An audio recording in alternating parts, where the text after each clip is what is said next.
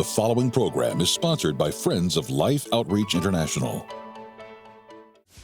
Coming up, Rabbi Jason Sobel connects the dots between the Old and New Testaments, focusing on the birth of Jesus and how the world was transformed by the Messiah.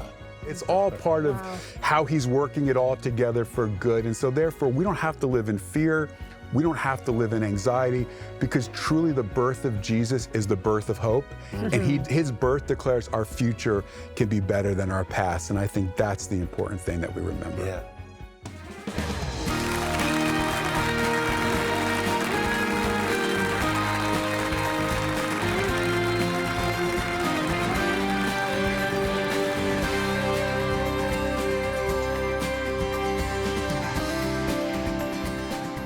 Welcome to Life Today. I'm Randy Robinson. Tammy Trent is with me, and I'm excited, Tammy. We're getting close to Christmas. Yes. Christmas is fun. Always. We're going to have some fun today. We have Rabbi Jason Sobel with us. He has a new book out right now called Transformed by the Messiah. And you know, there are things we know about Christmas. Yes. There are things we think we know about Christmas. Exactly.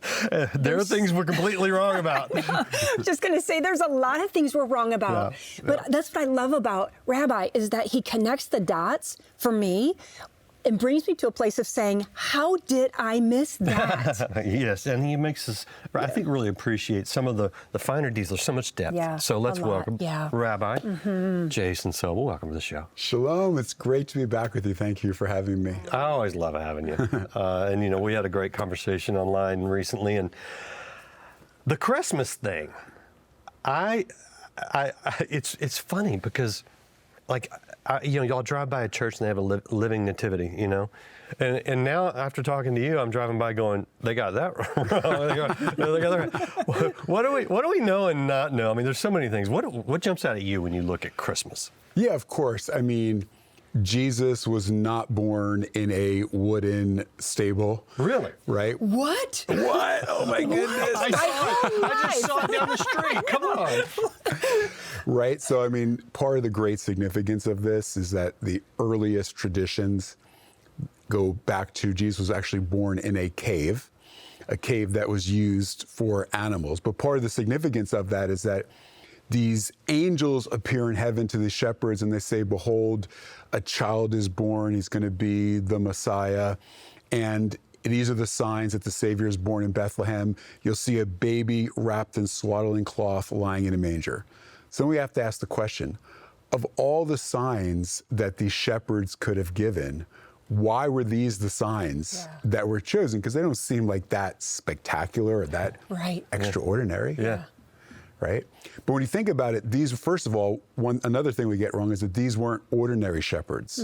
We tend to think of them as kind of the lowliest individuals, but they were actually Levitical shepherds. The shepherds around Bethlehem were actually raising the Passover lambs and the sacrifices that would have been offered in the house of God, the temple in Jerusalem. Oh, wow. So these were Levitical shepherds with the temple flock.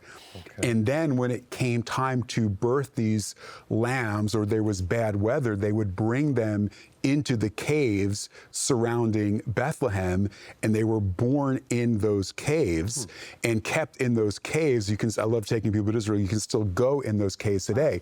So the shepherds that are Levitical shepherds found Jesus born in the very same location as the Passover lambs were birthed. Oh, wow. Wow.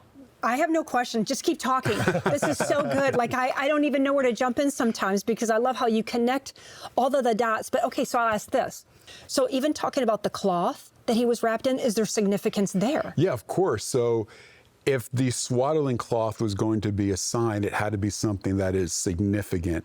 So I think there's a couple things there. I mean, number one, that every legitimate child we know from scriptures, from Ezekiel, was actually swaddled. So what makes this swaddling different? Yeah.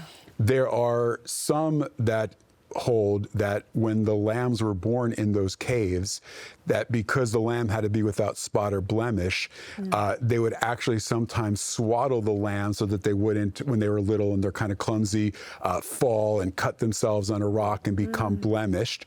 So that's significant. So they see him born in the place of the Passover lamb, swaddled like one of the lambs. But I believe that there is something even more significant about the cloth, the swaddling cloth that Jesus was wrapped in. I believe he was actually wrapped in priestly garments. Now, what we need to understand is that after the priest's garments were too worn to be used because they were holy, you couldn't just throw them away. Okay. And so they had to be repurposed. And one of the main things they repurposed them for was they made the wicks for the menorah, the 7-branch candelabra that represented the light of God and the light of God's presence with the people that was in the holy place. And think about it. Jesus is born, but where did they get, if these are priestly garments, where did they get the garments from? Because he's from the lineage of David, not from a Levitical family. So the question is, where did he get them? Yeah. But think about it. Who was his cousin that was told by an angel of a supernatural child conception that they were going to have? Yeah, John the Baptist. John the Baptist, Zechariah and Elizabeth. Yeah. And so Zechariah was in the holy place where the menorah stood, where the angel comes to him and says, you're going to conceive with your wife, you're going to bear a child in your old age. Then Mary comes in 6 months after Elizabeth had conceived, and the baby kicks in her womb, and she knows that Mary is pregnant with the Messiah.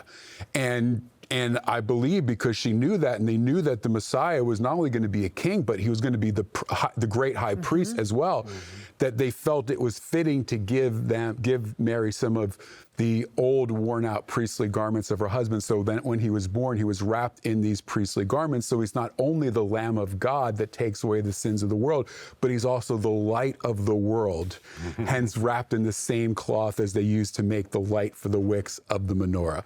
Now, that's my speculation. Your speculation. But it makes sense. Yeah, it does. It makes perfect sense. Okay, so this also makes more sense out of the fact that these, random shepherds, as we think of them, show up at this stable, which is actually a cave, and they fall down and worship Jesus as the king. But what you're saying is actually they had very tangible, not just signs, but a whole backstory of the promises and the predictions of the Messiah, and things just lined right up so that they knew, but yet they had to have a level of faith.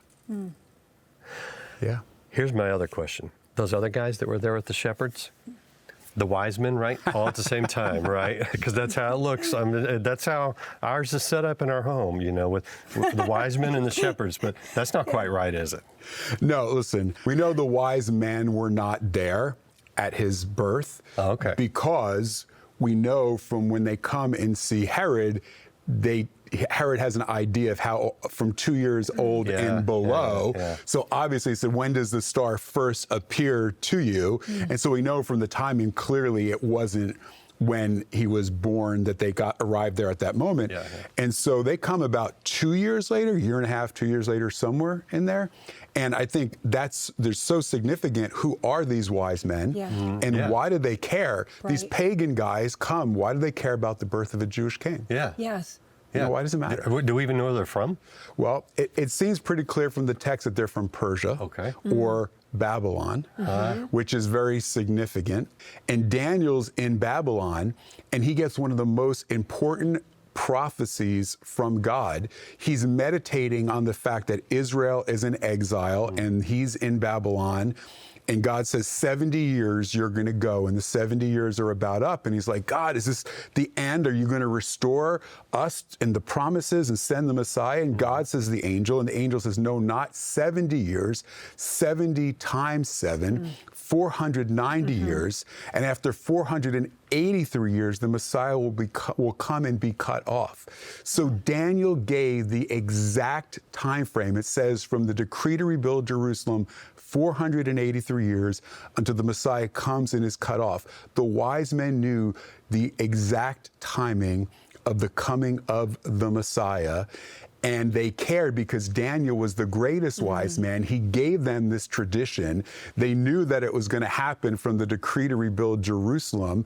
So they had an idea why it was important. But then how did they know to follow a star? Well, there's another prophecy in the Bible called the star prophecy. And there's a guy, you remember him, Balaam? Yeah. Remember the story of him and the donkey? Yeah, right. Yeah. We're not talking Shrek here. Yeah. And he's hired to curse Israel. Yeah. And instead of cursing Israel 4 times, he blesses them, because you can't curse what God has blessed, right? And in his final prophecy, he says, I see him, but not now. I see him in the distance. It says, a star will come forth from Jacob, and a scepter, and it's called the star prophecy. And so there's this linking of the Messiah with a star and a scepter.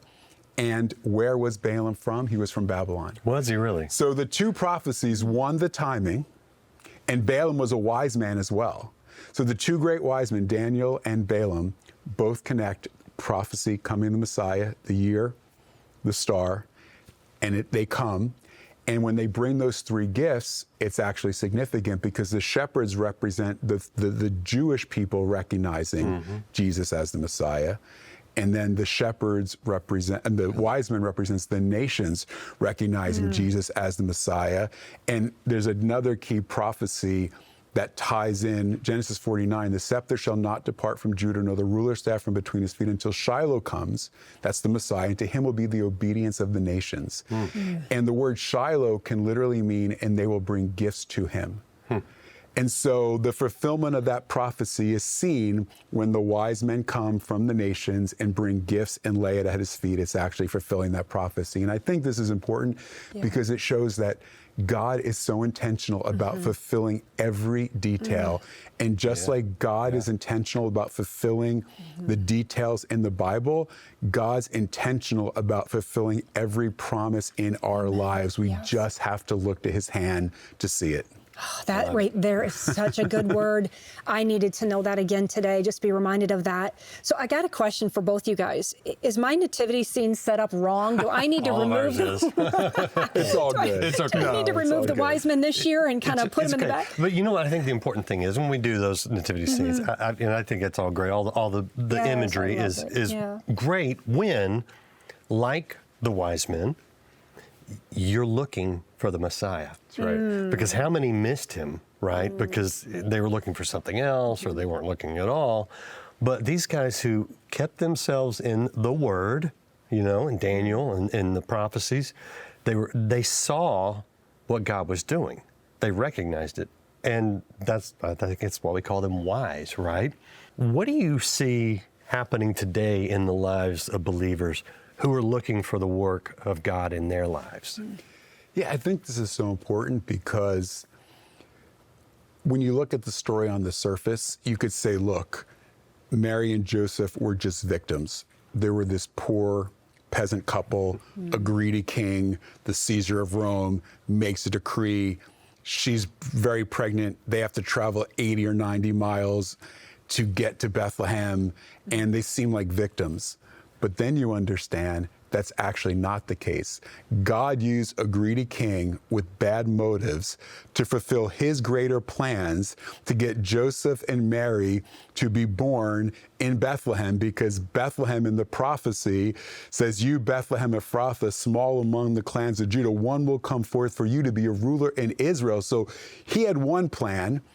God said, I'm going to take his bad motives and I'm going to use him to get my servants, Joseph and Mary, to the exact place they need to be in order to fulfill the exact promise that was fulfilled thousands of years earlier. It shows that, no, we're not victims.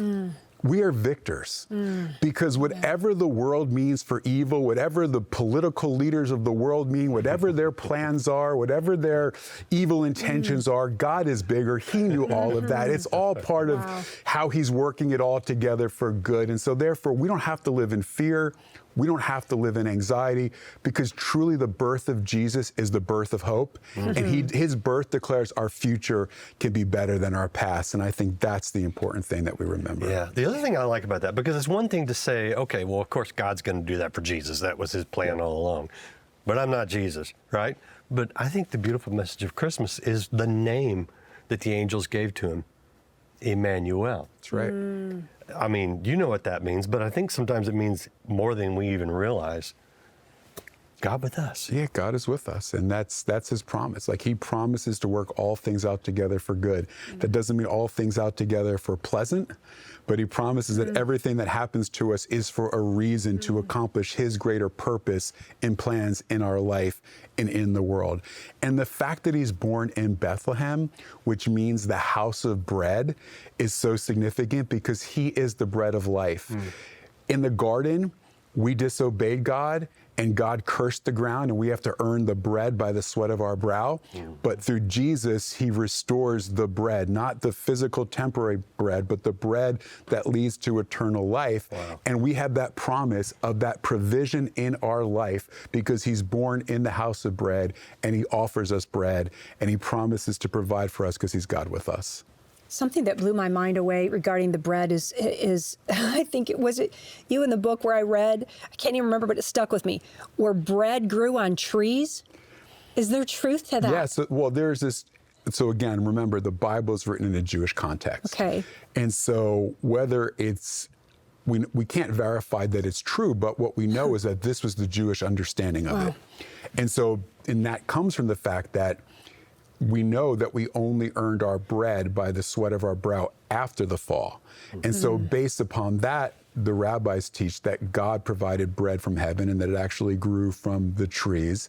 And therefore, that's what happens in the desert, where God provides the manna, the bread from heaven. Again, they're not working for the bread. God is providing supernaturally the bread.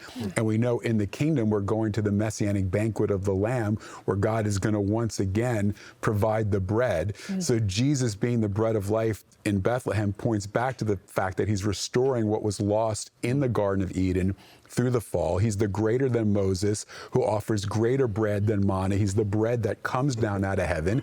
And it ultimately points to the Messianic kingdom, where we're going to feast with Jesus, you know, the King of Kings at the marriage supper of the Lamb. And he's still providing for us past, present, and future. He will give us our daily bread. That's the promise. Amen. It's so good. Can I just ask one question? Sure. If there was one thing you could tell me, like, Tammy, your heart is right, it's sweet, it's great, whatever, you love Christmas, but there's one thing you're really getting wrong, and if I could just help you to see this in a different way, could transform your whole relationship, maybe even with the Messiah. Yeah, I don't know if it's so much that it's, what I'm going to say is has to do with being wrong. I think it has to do with something I think is really transformative. But the fact that he's born in the house of bread, and biblically, bread and forgiveness are tied together.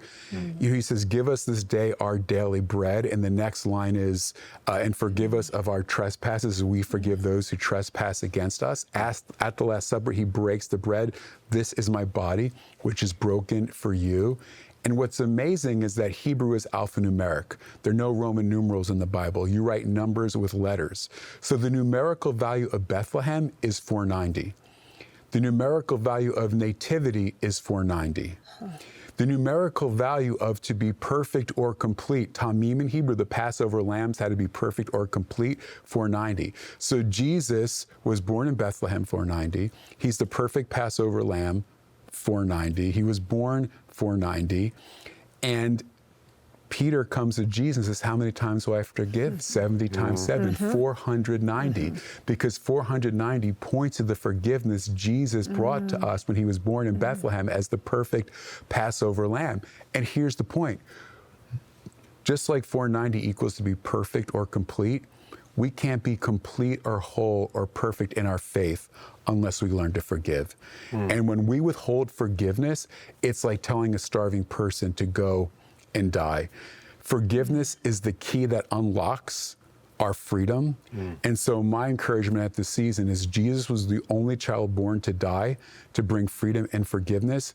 And we need to be able to extend that freedom and forgiveness to even to those that have hurt us. And if we can really learn to forgive, we can become whole in a way that maybe we're not at the moment. So many good things. So many good things. There are some people right now who need literal bread. And you know, the mission of Life Outreach International is to share God's love in word and deed. And we see how the two go hand in hand. So as we talk about Christmas, I'm a little more excited about Christmas. Yes, me too, right? me But as too. we talk about it, I want you to consider doing something today that will really make a difference in someone's life. Giving them something to eat, something that will sustain them, nourish them, and in a lot of cases save their lives. Watch this and pray how you can be a blessing during this season. What you see here is the powerful difference between children thriving, where our feeding programs exist, and children struggling because of critically depleted food sources. Our teams travel to remote villages in Africa to reach children who are at risk of suffering the effects of severe malnutrition. And the hope is we can intervene before another child dies. You see how many mothers are here with children being screened for malnutrition, and we're nowhere near the hungriest of the hungry season. Well, the truth is, if these mothers don't get assistance from now till when harvest comes, the reality is that not only will we end up with far more mothers here with children that are suffering from malnutrition, but we're also going to end up with some mothers who aren't here. Because their children have died as a result of what that malnutrition is doing to them. Many of these kids, we've seen some of them today. They're falling off the cliff now. I'm so grateful that we are here and that our teams will continue to be here as long as you help us. We've said it to you many times. We have nothing to give without you. And we want to be able to continue to minister and continue to fund mission feeding in all these communities, and to have these teams that come out into the remotest areas. But just as Esau said, without the supply line, without that lifeline, we have nothing to give. And so I'm asking you, whatever way you can help us, would you please do that? It is so important. This is an example of what we have come here to show you, how desperate these families are, but yet how easily we can help them if we join together.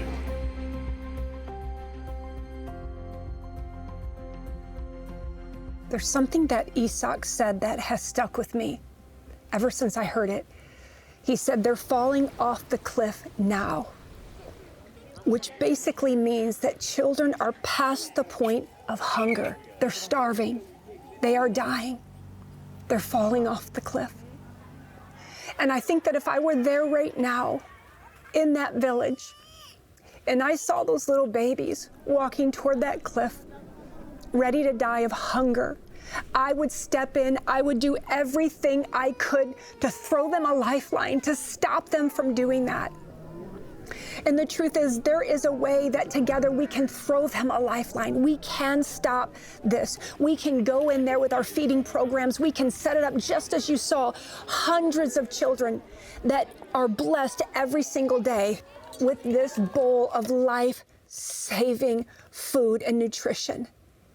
But just as it is saving hundreds of thousands every day, without it, they're dying. They need this bowl. And together, we can bring this to them that could change everything for them, that could stop them from falling off the cliff again today. It's that simple, really, Randy, when you think about it. It is. And, you know, Tammy, you and I, we've both been to the areas where there is mission feeding. We're privileged to be facilitators of mission feeding. But we can only give what you put in our hands. Alone, you would see images of those children starving and dying over there, and you'd be like, there's nothing I can do about it, right? But God has put into place the whole pipeline, really, where you can do something about it. When you join with us today, you enable us to continue feeding 350,000 children every single day. And it makes a huge difference. Your gift today of $30 will help feed 3 children for the next few months. Many of you can give $50 to help feed 5 children, $100 to help feed 10 children. Some of you could give $1,000, which would actually help feed 100 children for several months. And I know there's some of you that could do more. We are in a position so that those children don't fall off that cliff. Euphemistically speaking, they won't die. There's been a disruption in global food supplies and relief. That's why our presence is so much more critical, and that's why your participation right now is even that much more critical. So as we wrap up the end of the year, I pray if you make some big year-end gifts that you would consider Mission Peony the place to put it. But if you can just do whatever God places on your heart, He will multiply it. He will bless it. Yes. You can be a part of saving lives today. I pray that you'll go to the phone or go online and make the best gift you can. Right now, across the continent of Africa, children are suffering, facing severe malnutrition and even death. With food reserves critically depleted and many areas experiencing devastating famine, we urgently need to replenish supplies to keep feeding the 350,000 children who are counting on us every single day. Through Life's Mission Feeding Outreach, your gift of love can be an answer to a prayer for a hurting and hungry child in their time of need. Call now with your life-saving gift of $30, $50, or $100 to help feed and care for 3, 5, or 10 children for 3 full months. With your gift, we'll send you Happy, Healthy, and Free, a powerful 31-day journey to help you embrace God's promises for healing, wholeness, restoration, peace, and joy. Step into the abundant life God has prepared for you. With your gift of $100 or more, please request the beautiful and soft Perfect Peace Blanket, bearing the words of Isaiah 26:3 as a meaningful reminder that those who trust in the Lord are never alone. Finally, this is the last opportunity to request our 2025 majestic bronze sculpture, Lion of Judah, with your gift of $1,000 or more, which will help feed 100 children in desperate need. So please call, write, or make your gift online today. I do hope you're calling or going online. Make the best gift you can. You can make such a difference. You can save someone's life this Christmas season. And when you do, request Transformed by the Messiah. We'd love to put it in your hands. We know it will be a blessing because there's actually a lot more we haven't covered. Yes. I want to hear more. I want to hear more. Can you do another show with us? I'd love to. Please stick around. Oh, we would love it. I love what you have to say. I grow so much every time I'm in your space. I hope you feel the same. So he's going to stick around. We hope you'll stick around. We'll see you again right here on Life Today. Bye-bye.